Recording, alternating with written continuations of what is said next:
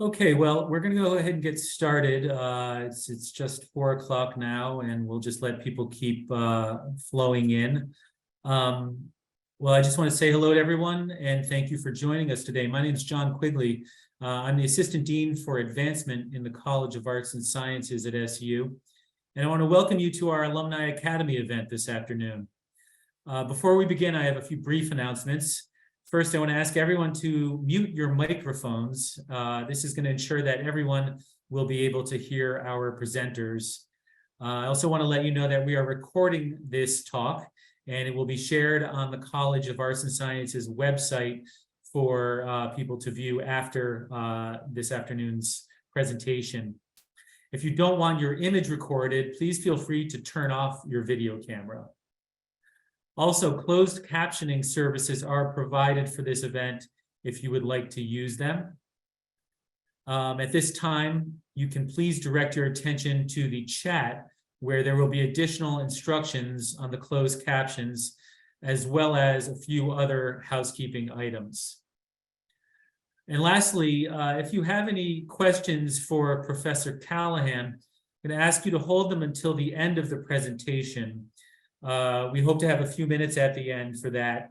At that time, you'll have the option of entering your question into the chat, and I will relay it to Professor Callaghan.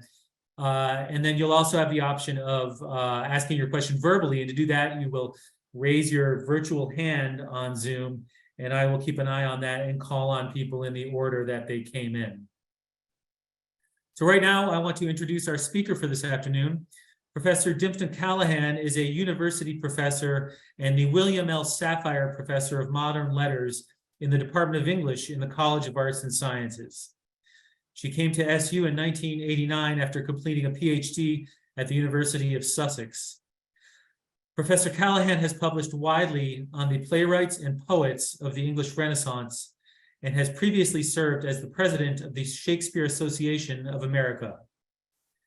She has been awarded numerous major fellowships over the years and was recently named the Fletcher Jones Distinguished Fellow in British Studies at the Huntington Library in Los Angeles.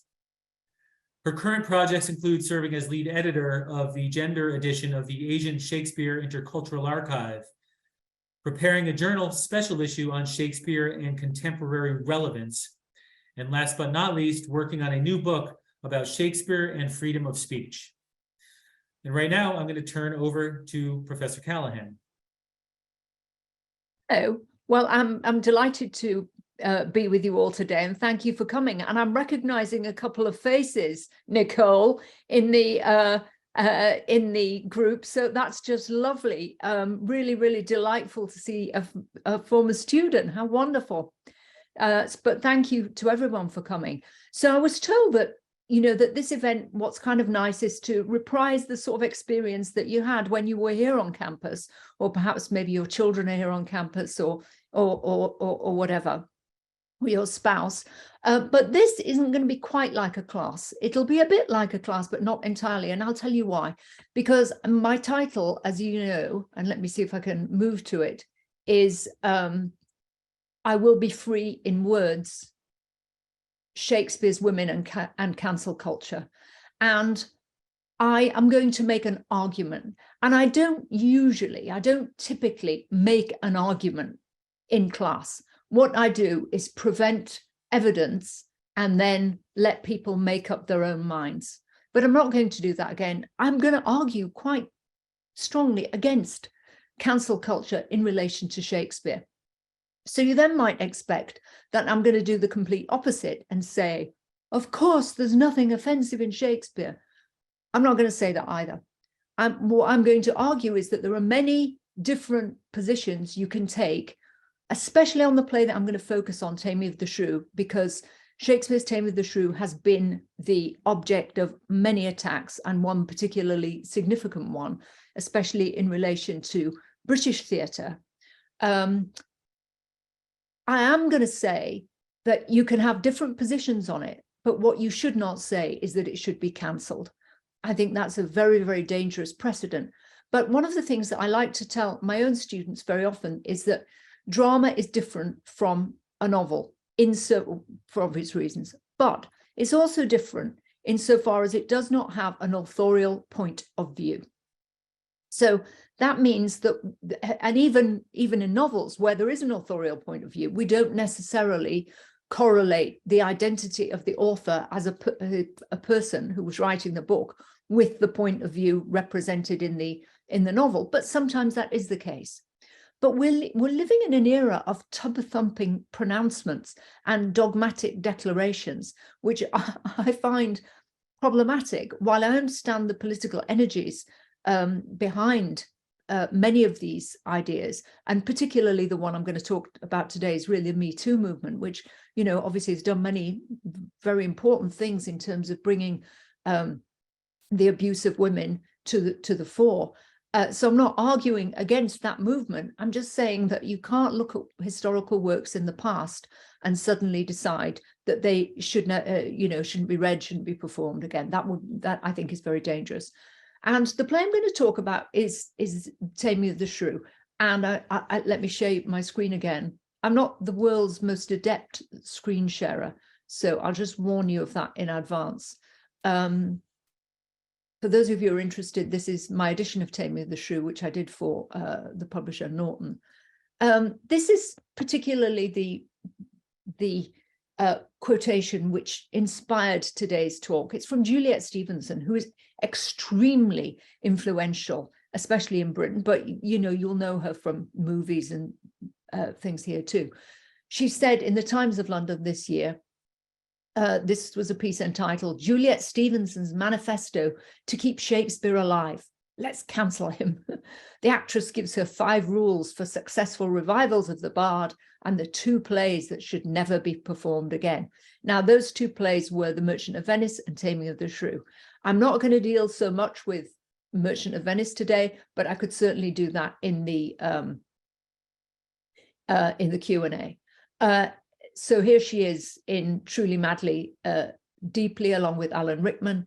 And this is what she said: "You can't do The Taming of the Shrew now. The spine of its so-called comedy is that a man marries a woman he doesn't love and enjoys using his patriarchal authority to crush her. I've seen several directors try to negotiate it, but you can't make it acceptable." So she argues that the play is misogynist, that it promotes misogyny.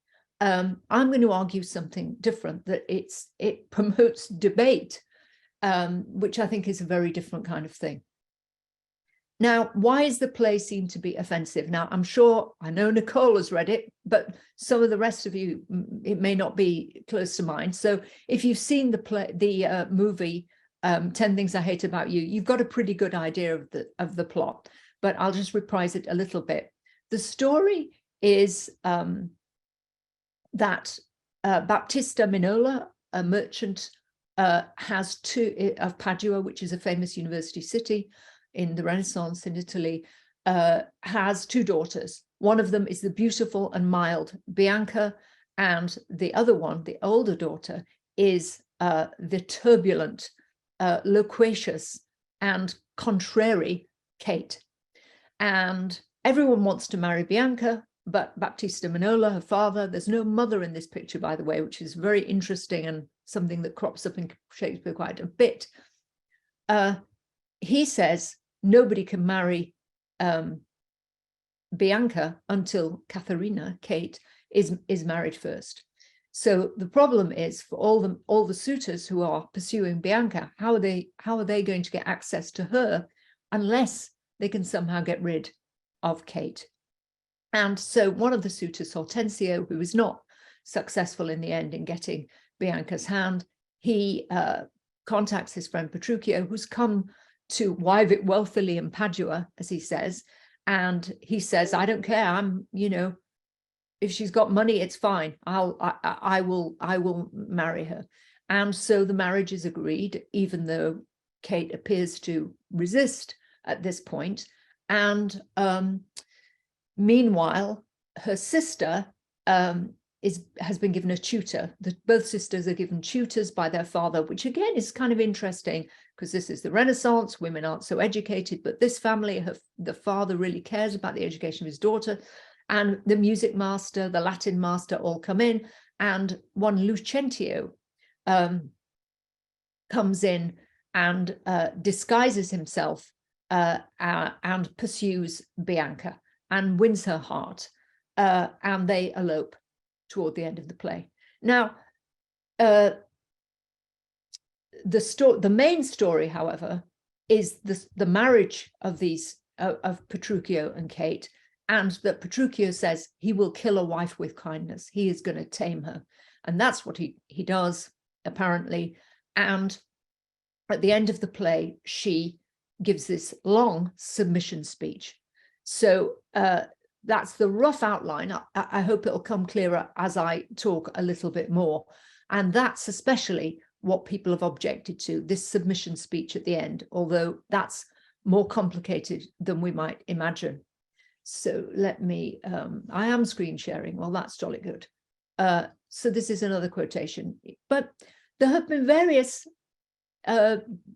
different theatrical interpretations. It's the nature of theatre, as I said, doesn't have an authorial point of view, that you can produce, especially Shakespeare's plays, from many different points of view. You can have a directorial project in relation to the play, quite legitimately, from very, very different points of view. You can have it so that it really is seen as a terrible work of misogyny, that you need to sort of demonstrate male violence and coercive control, or you can say, oh, it's a happy love story. Now, before the Me Too movement, I think there was a tendency to go more in the direction of a happy love story. There's Gregory Doran in 2004 for the Royal Shakespeare Company, and I focused a lot on the Royal Shakespeare Company because obviously I spend an awful lot of my life in Stratford-upon-Avon, one way or another. And these were the reviews in The Independent. This production blows like a fresh restorative breeze through the play, drawing your attention to the unexpected layers of humanity in its subtext. This Shrew dramatizes a genuine love match. And this is really interesting that this production showed it as a love match. It convinces you that this pair of misfits, this is Petruchio and Kate, become fellow conspirators who manage to outwit the system. Astonishing. This pair, the man who says, I've come to wive it wealthily in Padua, and the woman who says, you know, I don't want to marry anybody. I just want to be difficult. And she's angry. She never tells us quite why she's angry. We never discover that. These are characters who are not, you know, again, it's not a novel. We don't get their inner feelings in any way. We occasionally, we have an important soliloquy from Petruchio, but we don't really get, which I'll talk about in a minute, but we don't get their inner lives or motivations. We just see things on the surface. Very, very interesting. So this is Lucy Bailey in 2012. The play is really affirmative at the end. And once Petruchio says, come, Kate, we'll to bed, I think you have to imagine that they're going to have the best sex ever. Life is going to be turbulent, but compared to the small-minded people around them, in finding each other, they found freedom. Okay, very different interpretation from Juliet Stevenson. On the other hand, in 1978, another famous Royal Shakespeare production by Michael Bogdanov. Bogdanov's Katharina delivered her speech of wifely duty in a toneless, lifeless voice. So, you know, you can have a whole range of things. And probably, I don't know if any of you have seen the great Burton and Taylor Taming of the Shrew, which I have to tell you is my favorite. I think they are magnificent. If you're going for the sort of positive end of the Taming of the Shrew, I think they are an incredible pair. I think Elizabeth Taylor has yet to be bested as a Kate. So all of those things, I think, as are, you know, suggest that you could have this negative view. You could have a robotic ending where the woman is sort of brainwashed, you know, like a Stepford wife, or you can have a sense that somehow or other they're both turbulent. And there is evidence for that in the play, as in this speech. This is Petruchio, I am as premonitory as she proud-minded. You know, they're kind of equals in this. And where two raging fires meet together, they do consume the thing that feeds their fury. Though little fire grows great with little wind, yet extreme gusts will blow out fire and all. So I to her, and so she yields to me, for I am rough and woo not like a babe. Now, you know, he's saying, I can meet this woman. I can meet this woman on her own terms. That's not the only discourse in the play. And the other thing I'm going to kind of argue for is that there are these different, sometimes contradictory, discursive strands within the play that Shakespeare weaves very cleverly together to make a cohesive drama. But this kind of argues for mutuality in a way that Juliet Stevenson perhaps didn't allow. But that's not the only strand of this play. Don't misunderstand me. I want to be clear about this. This is just one line of interpretation that the play permits us to have. And I will give you a minute for the, let me stop sharing and reshare. This is Kate's final speech. I'm going to kind of start with the end in mind, so that you can see what people object to in terms of what's called her submission at the end of the play. She's married this guy who says, I really only want money, but who said, you know, I can woo her. So let me pick this up here, and I hope that you can see it. And this is Kate at the end of the play, really remarkably. Can you all see the shared screen? Everybody, yes, we can. You can, jolly good. Fie, fie, unknit that threatening unkind brow, and dart not scornful glances from those eyes to wound thy lord, thy king, thy governor. Totally groveling here, you'd think. So she's addressing the wives of her various suitors have got married off to other women. One of them's married a widow, and widows were thought to be particularly difficult because they already knew about men and weren't going to be subdued by any new husband, by George. They'd been around the block on that one. And the other thing is her sister, because at the end of the play, there's been a little bit of a bet where Petruchio says, let's call our wives to dinner and let's see, you know, if they come. The only one who comes is Kate. The other wives just say we're busy, especially the mild Bianca, who had been the perfect, quiet, lovely sort of woman, submissive, docile, that you would want to marry. But once married, she tells her husband, I'll come when I please. And Kate drags them on stage, pulls them on stage and gives them this lecture. So fie, fie, unknit that threatening unkind brow, and dart not scornful glances from those eyes to wound thy lord, thy king, thy governor. That's your husband. He is your king. And there's this idea that the household is a microcosm of the state. And indeed, if you murdered your husband, for example, it was petty treason, because you had essentially committed treason against the representative of the sovereign in your household. So quite the thing. It blots thy beauty as frosts do bite the meadows, confounds thy fame as whirlwinds shake fair buds, and in no sense is meet or amiable. A woman moved is like a fountain troubled, muddy, ill-seeming, thick, bereft of beauty. And while it is so, none so dry or thirsty will deign to sip or touch one drop of it.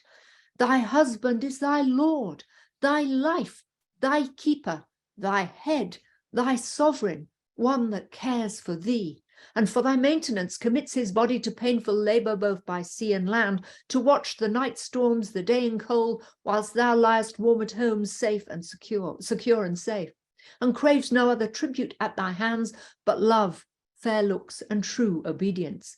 Too little payment for so great a debt. Such duty as the subject owes the prince, even such a woman oweth to her husband. And when she is froward, peevish, sullen, sour, and not obedient to his honest will, what is she but a found contenting rebel and graceless traitor to her loving lord? I am ashamed that women are so simple, to offer war where they should kneel for peace, or seek for rule, supremacy, and sway where they are bound to serve, love, and obey. And she goes on and on and on. And at the very ending, and it's a really long speech, and this is important, it is the very longest speech in the play. So we can't really say Kate is silenced in this play by her husband, but she certainly at least ventriloquizes patriarchal precepts. But whether she believes them or not is up to the production and the audience to decide. So at the very end, she says, you know, our strength is weak, our weakness past compare, that seeming to be most, which we indeed least are, then veil your stomachs, cover your, you know, kind of gird your loins, for it is no boot, it's pointless, and place your hands below your husband's foot, in token of which duty, if he please, my hand is ready, may it do him ease. She puts her hand on stage under his foot for him to trample on. People object to this, and you can see why, right? But, you know, there's more to it, as I hope to explain. Why, there's a wench, come on and kiss me, Kate. And you'll remember Cole Porter's song, Kiss Me, Kate, wonderful musical, which takes the positive view of this comedy, you know, and Kate begins by, I hate men, can't stand the one of them, even now and then. It's a terrific, terrific interpretation, but very ebullient interpretation of that love conquers all, even people who are reluctant to love. But you can see why Juliet Stevenson might object to this play, given that that's the case. However, one of the things we have to remember about this is that because it's the longest speech in the play, the person playing Kate is a boy actor, and he's an apprentice of an adult actor, right? So the adult actor has to stand by and watch his apprentice take over the entire play at the end, right? So there's also that dimension. And this is missed out in most productions, even in the wonderful Taylor and Burton production, because what they miss are two scenes at the beginning of the play, which are called the induction scenes, and these frame the play, and that's really important. And it's a totally different play if you don't have those induction scenes. And they start with a tinker called Christopher Sly, who is in the village of Burton Heath, which is very near Stratford-upon-Avon. It's in Warwickshire, where Shakespeare grew up. And he is drunk, and he's in a tavern, and he gets into a fight with the hostess of the tavern because he's so drunk he's been breaking glasses. And she says, I'm going to fetch the constable to deal with you. And he's really horrible. They chuck him out. He falls into a drunken stupor. He's fast asleep. And some passing lords and his attendants, the lord says, oh, let's take this drunkard. We'll play a joke on him. What we'll do is we'll dress him in fine clothes. We'll put him in a bed, you know, fine linen up at the manor. And we'll tell him he's just had some sort of mental breakdown, but that he's been a lord all along. But he had this kind of weird dream where he thought he was a tinker. So the Lord is manipulating the reality of Christopher Sly. And one of the things he tells him to do, you know, he says to his servant, who's called Bartlemy, spelt Bartholomew, but apparently pronounced Bartlemy back in the day. Don't ask me why. He tells Bartlemy, you know, to go and dress up as a woman. So he's manipulated the reality of Christopher Sly and then the reality of this servant. And nowadays, you know, if the Chancellor asked one of our male students to dress up as a woman and flirt with one of our donors, I think there would be complaints. That would not be appropriate. We would see that as abuse and sexual abuse. And I'm not sure that early modern audiences didn't also see that, but they also knew that all the female roles in this play were played by boys, just like Bartlemy. And I'll try and show you, if I can manhandle the screen share again, I will show you. Have I got the thing? Yes. I will show you that passage. So here we are. Can you see it? Got it? Yep. Sirrah, Go you to Bartlemy, my page, and see him dressed in all suits like a lady. That done, conduct him to the drunkard's chamber, and call him madam, do him obeisance, tell him from me, as he will win my love, he'll bear himself with honourable action, such as he hath observed in noble ladies, unto their lords by them accomplished, such duty to the drunkard let him do, with soft low tongue and lowly courtesy. So this is how ladies behave. They do duty, they do obeisance to their lords, to their husbands. And this is what we're going to see Kate doing at the end of the play. And this soft, low tongue and lowly courtesy, this is very like the description of Cordelia at the end of King Lear, that her voice was ever soft and low, an excellent thing in a woman. Because women in this period are meant to be chaste, silent and obedient. And to be anything other than silent, which Kate absolutely isn't, is seen to be the same as being sexually licentious, you know, to behave like a whore, essentially. Say, what is your honour will command, wherein your lady and your humble wife may show her duty and make known her love, and then with kind embracements, tempting kisses, and with declining head into his bosom bid him shed tears, as being overjoyed to see her noble lord restored to health. Now again, these kind embracements, tempting kisses, you encourage an employee to do that nowadays? I think that might not go well. So this is the manipulation of behavior, and it's hierarchy that permits this. And this is significant for many reasons. So the play is about transformation, and how we can tell, or whether we can tell, transformation is coerced from outside a person, or whether it genuinely comes from within. And that's the thing we never know. Training, teaching,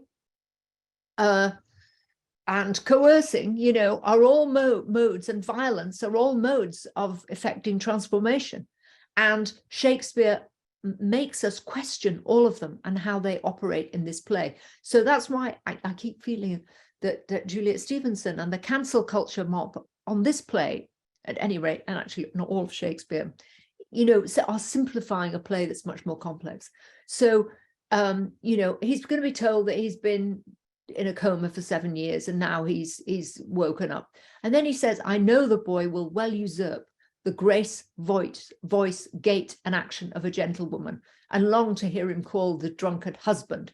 Now, this is all very well, but when Sly wakes up, they ask him, what does he want? And he says, I want to go to bed immediately with her, with Bartlemy. And Bartlemy has to fob him off. And the way he fobs him off is they're going to watch a play. And these characters, Christopher Sly, Bartlemy, other attendants, and the Lord, all sit on stage and they watch the play, which is the main action with Kate and Petruchio, Lucentio, and Bianca, right? So the audience can never forget, at least in Shakespeare's rendition, the audience can never forget that it is watching a play, that it is watching the imitation of a certain reality, not reality itself. And that all the females it's going to see, all the women are men, right? Or males or boys, you know. So I think that's really important. And it's going to make us question those roles. Is this really how women behave? Are they really all lowly and, you know, speak with soft voice and so on? I don't think so. I think people in the audience who knew women, who knew any women, anybody who's ever known any women, no, they're not all like that. Women are not all of a piece any more than any other group of humanity. So I think that's kind of particularly important. Let me go back to my slideshow here, and I'll try and show you a bit more. So we've got the ending, which problematizes everything that's gone before. But as I say, most modern productions omit the beginning. These two very, very important bits. And the play is also a comedy. It's funny. And you can make it very somber, and you can make it about coercive control and leave out the first two scenes. And there's nothing wrong with doing that. It's an interpretation. I have no problem with that. What I have a problem with is saying you should cancel it. Okay, that's my difficulty. So this is one of the bits that I quite like in the play. Well, you know, it's a wonderful, I think it's a wonderful play. It's a complex play. It's a troubling play.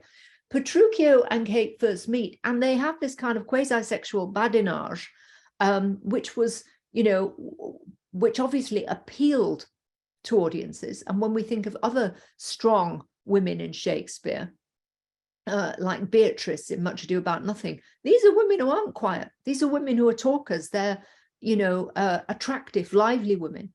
But Petruchio, Kate is saying, I really don't want to marry you. And eventually Petruchio will say, will you or nill you, I will marry you. Whether or not you want it, I will marry you. He's determined.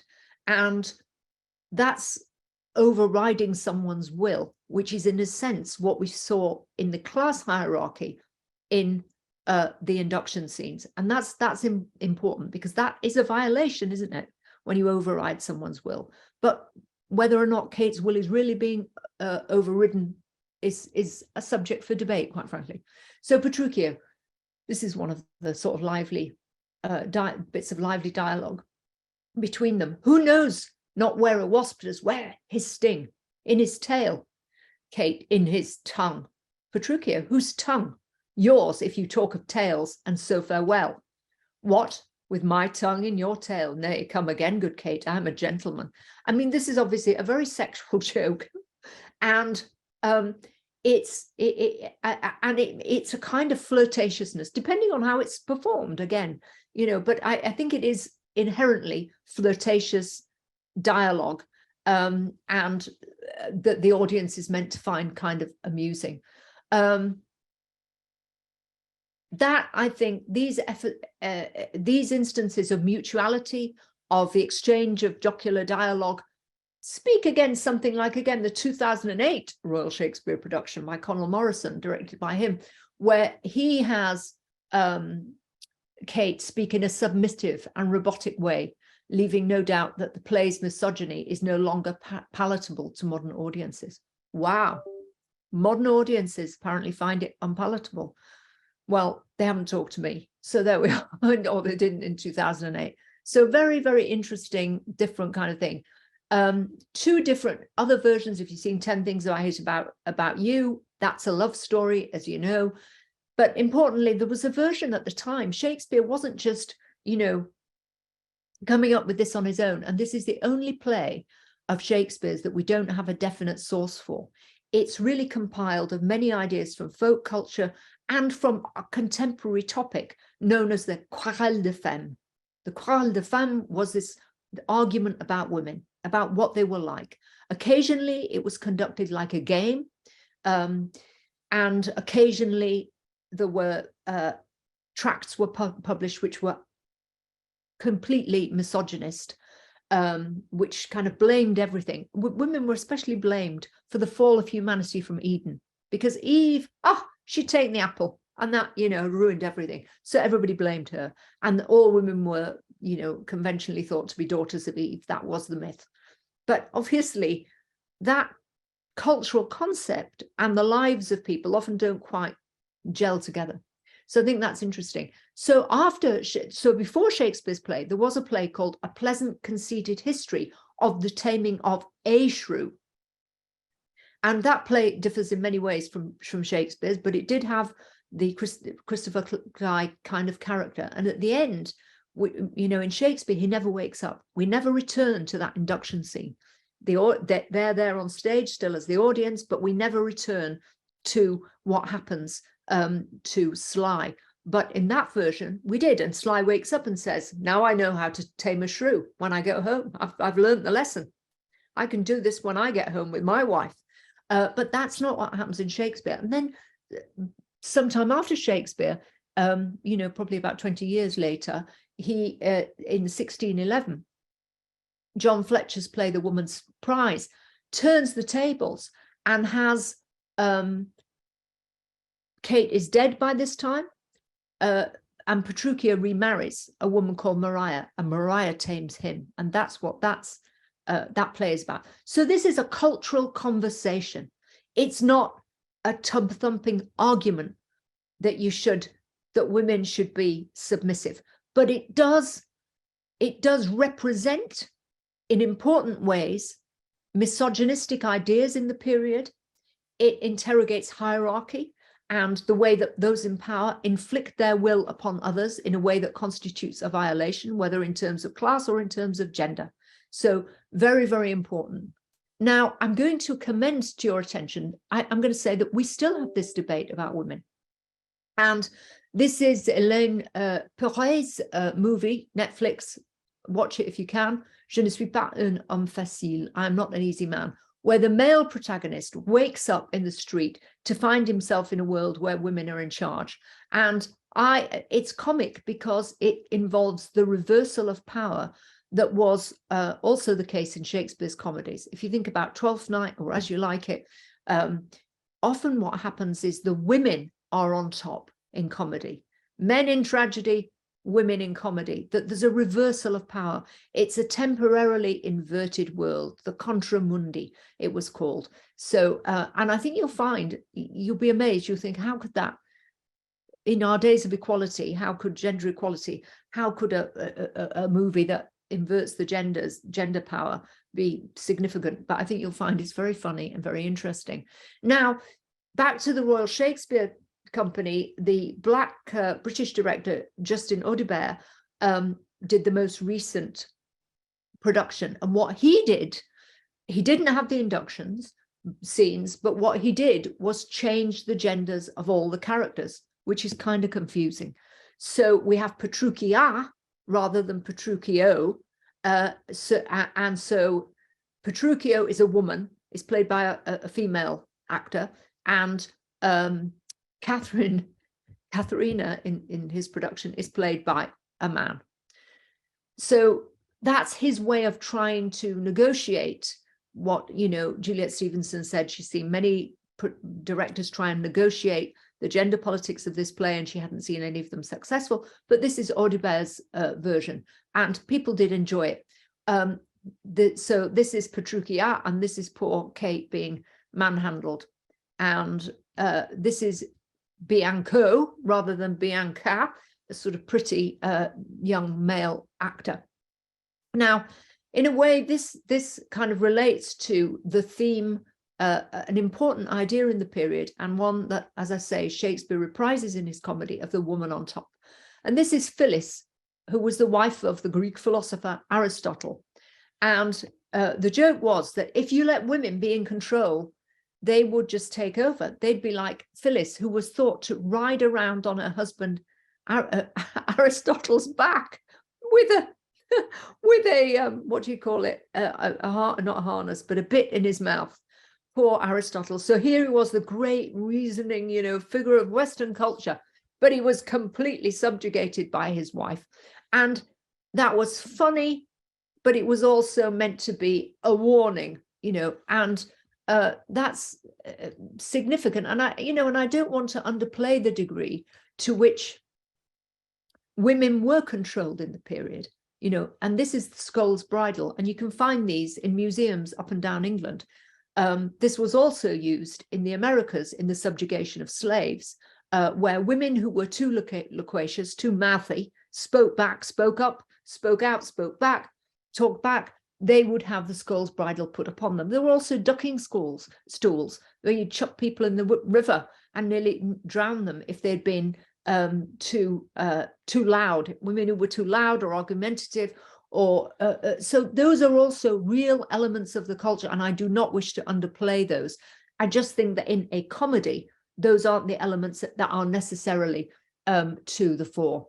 So where had I got with my thing? Oh, here I am. We'd had Phyllis riding Aristotle, and we know that Kate is loud. She's loud. She's rambunctious, and Petruchia says, "But I'm equal to this. I have in my time heard the lion roar. Think you a little ding and don't mine ears? Have I not in my time heard lions roar? Have I not?" And he says all the things he's heard. He's going to pay no attention to her. So in that sense, they are equal in their strength of character, perhaps. But at the end of the play, there's still this problem. Is she really transformed? Or is she just saying what she now knows has to be said? Because he has tried to tame her. He said, as soon as they're married, he gets her into the house, and nothing, he keeps saying, nothing is good enough for you, darling. And so he rips the sheets off the bed, he tears her new clothes that she's had made. And so in the end, she realizes that to have peace in her domestic realm, she's going to have to agree with him about things, at least seem to agree, or maybe she really agrees. And that's the thing we just do not know. And but the fact that she's not silent at the end seems to me incredibly important. And this is because two of the most important documents, or the most important person in relation to transformation, which is what this play is about. And marriage is the greatest transformation you can undergo in the early modern period. There is nothing you can do that's more powerful than that. It's the entering into man's estate, getting married. It's the big moment in your life. It is a state of transformation. And Shakespeare puts this front and center. His favorite poet was someone called Ovid, who died in about 18 AD, 18 of the Common Era. And Ovid wrote a long poem called The Metamorphoses, and Shakespeare refers to that book more than any other work in all of his writings.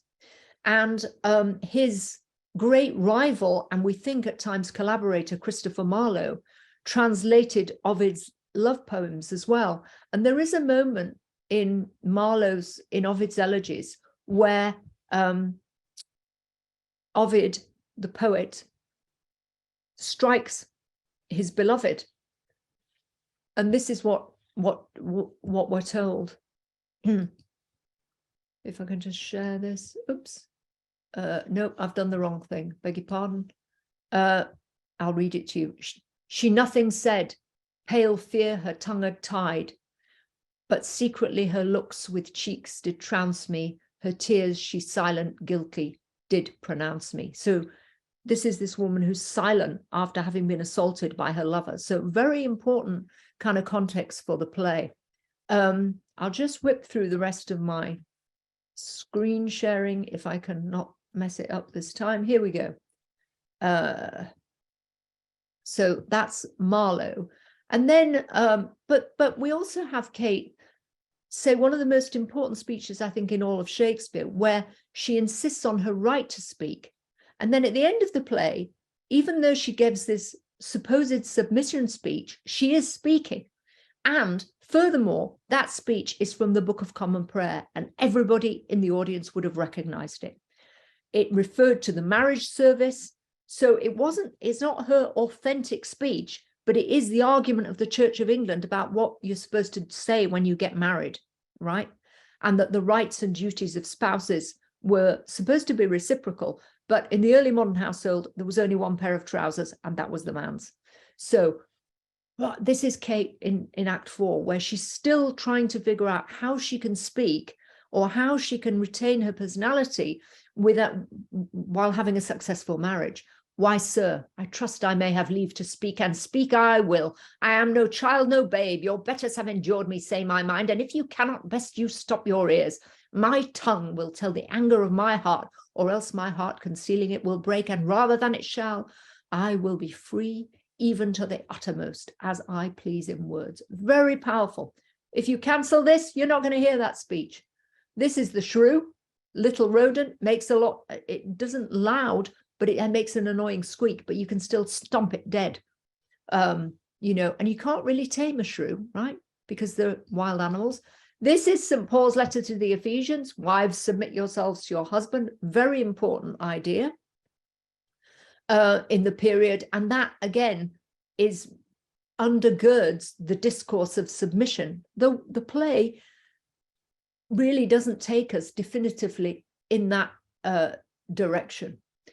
So, and again, in Ovid's Metamorphoses, Shakespeare's favorite book, there are characters who are transformed. Usually they're transformed into animals or plants, and they don't get to speak.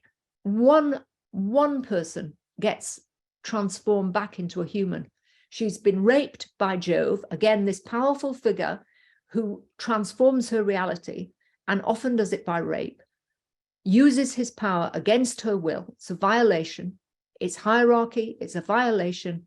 He rapes her and she's silenced. But then for various reasons, she's turned back into a human being, but she's afraid to speak because she thinks she might just low like a cow. Really awful. She doesn't quite regain the powers of human speech, whereas we see that there's nothing wrong with Kate's vocal operations at the end of the play. So let me whip through these really quickly.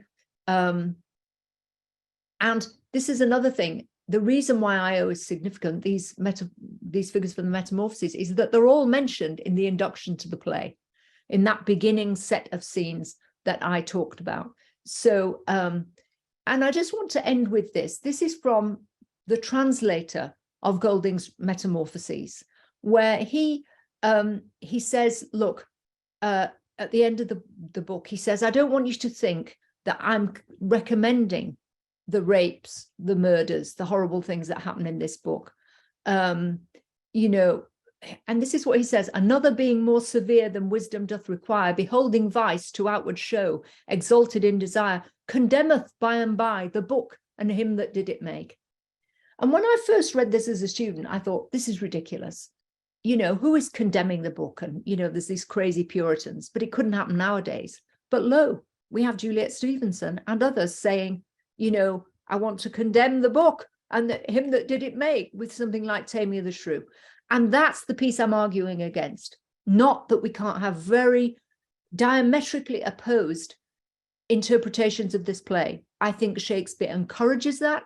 I think the play allows for it. I rest my case. Excellent. Thank you, Dympna. That was terrific. So we have a few minutes for your questions. You can enter them into the chat if you would like, and I will convey them. If you would like to speak, please raise your virtual hand, which you do in the, I believe it's the reactions button. Yes, there's a raise hand in the reaction tab at the bottom of the Zoom screen. Dympna, I'll get things started just by asking you, are you currently or recently teaching the Taming of the Shrew? And if so, how do your students respond to it and to your sort of, assessment of it? Well, I tend not, as I say, I don't really talk about the cancel culture bit because I feel it's up to them to make their own minds up. So I don't normally begin with a strong argument like that because I really want to encourage their interpretations. I taught it last semester. Since I did the edition of the play, it's a critical edition for students from Norton. I tend to teach it quite regularly, and I think students find it interesting. They're also because we do some of the other plays which have a clear source, in Plutarch, or for the Roman plays, or some or English, or in English history, in the English histories. But so this play in a way is kind of light relief in a sense, because it's got these folktale elements which we also study in the course, and so they tend to enjoy the play, but some of them do find it misogynist, and I think that, again, perfectly legitimate view. And one of the questions we all have to ask is, can misogyny ever be funny? Can sexual assault ever be the topic of comedy, which it kind of is at certain moments in the whole of literary texts, actually. So I think students like it, they engage with it, but they're not of a uniform opinion in any way. That's good. I thought I saw a hand up, but I guess it has disappeared. I was curious about the induction scenes. Is that a common feature of Shakespeare's plays, and how often are they incorporated into the presentations? No, it's not a common feature. Okay. It's the only play in which we've got this prefatory thing. Occasionally, at the beginning of Romeo and Juliet, you have the chorus, but you do not have these two scenes. It's quite interesting. clearly, Shakespeare's following a debate that's going on, and he wants to make his, remember, theatre's all about bums on seats. You've got a controversial topic, you really want to make the most of it. You don't want to, argue on one side or the other. You want to get everybody in there, and you want to get people talking. And he's responding to a debate that's going on. He's even responding to a play that's already been performed. And so the induction is pretty much key to that. But it is quite unique, very interesting. He really wants to make people know this is a play. I'm not talking about reality. I'm not trying to suck you into the illusion, in the way that we're often sucked in movies, etc. Okay, we have a few more minutes. Any questions out there? Please raise your hand or enter them in the chat, and Professor Callaghan would gladly entertain them. I see a few people that are just arriving, and I fear that they may have had the time wrong. So I apologize if you're arriving and you're in a different time zone. Wesley, you had your hand up. Why don't you go ahead and unmute yourself? Yes.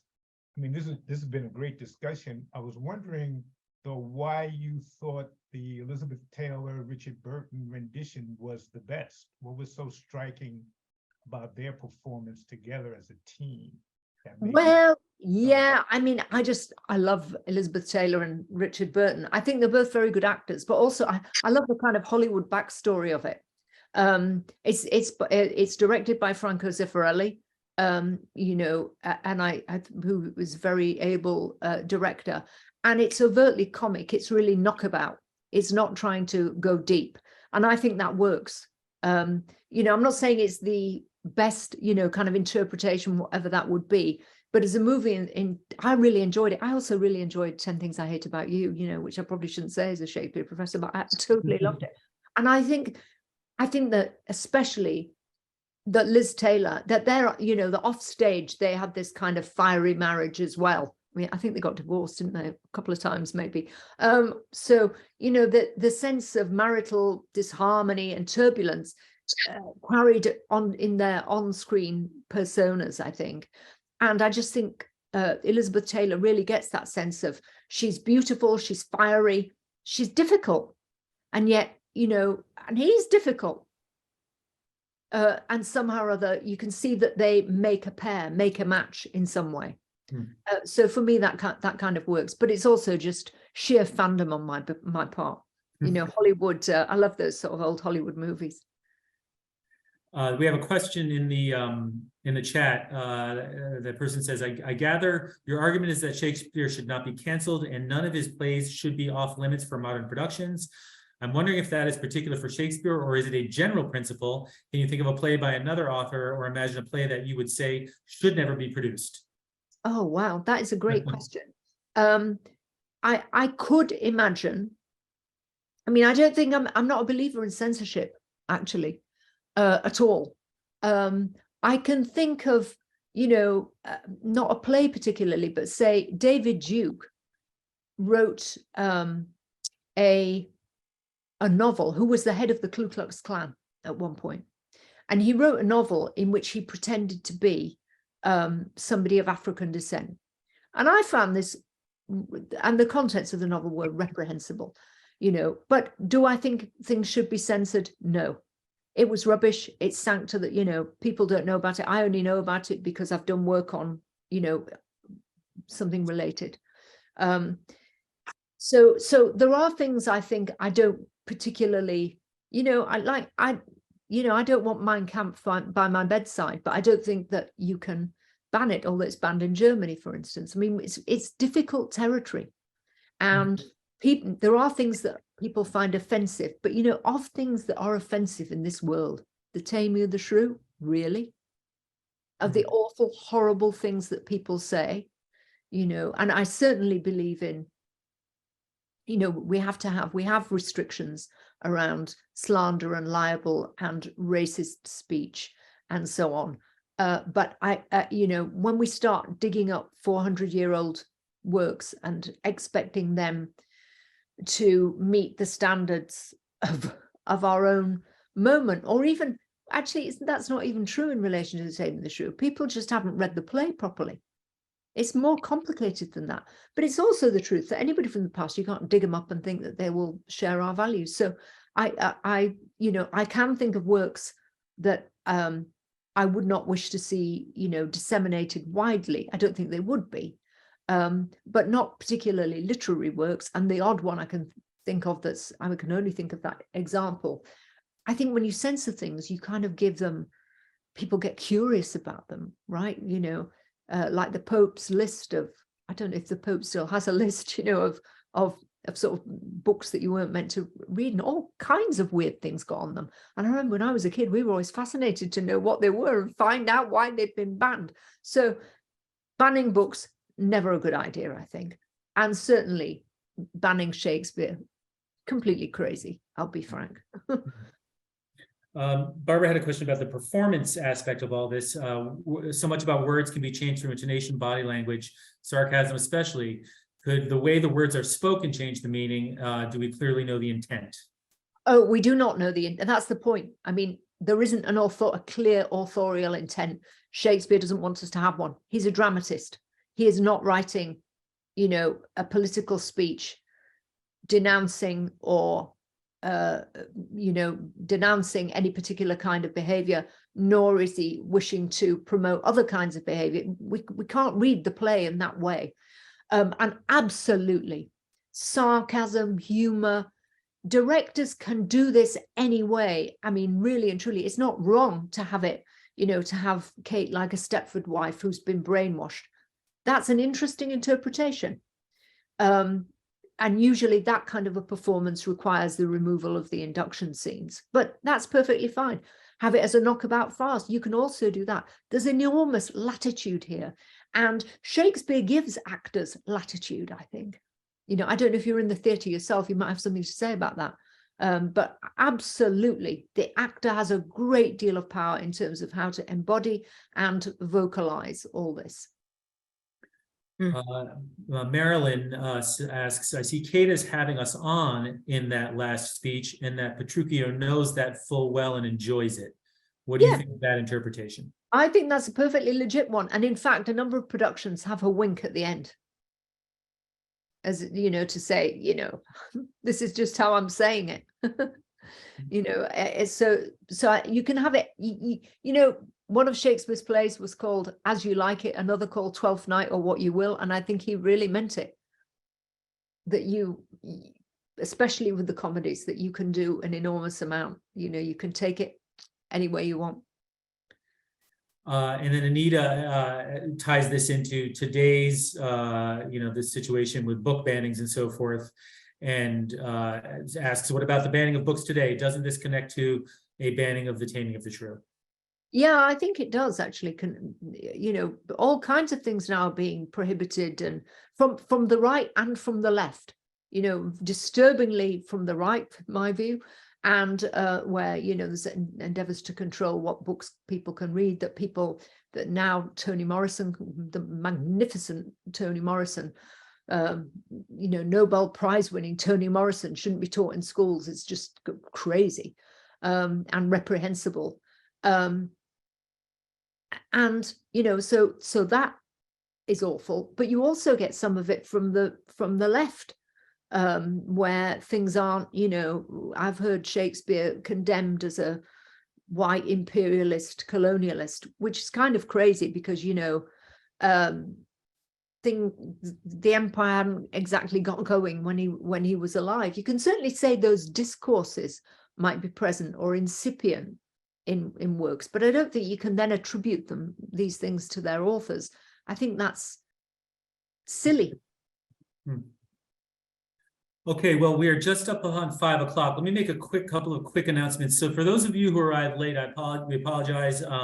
What we can do is email you a link. We're going to be posting this talk on the college's website. So we can send you that link when it's available so that you can go back and watch this, because it was really fascinating and I encourage you to go do that.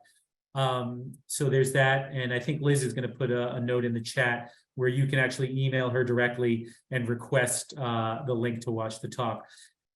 So I just want to thank you, Professor Callaghan. That was really, really great. And I'm so happy we had a chance to learn from you today, and your scholarship is really terrific.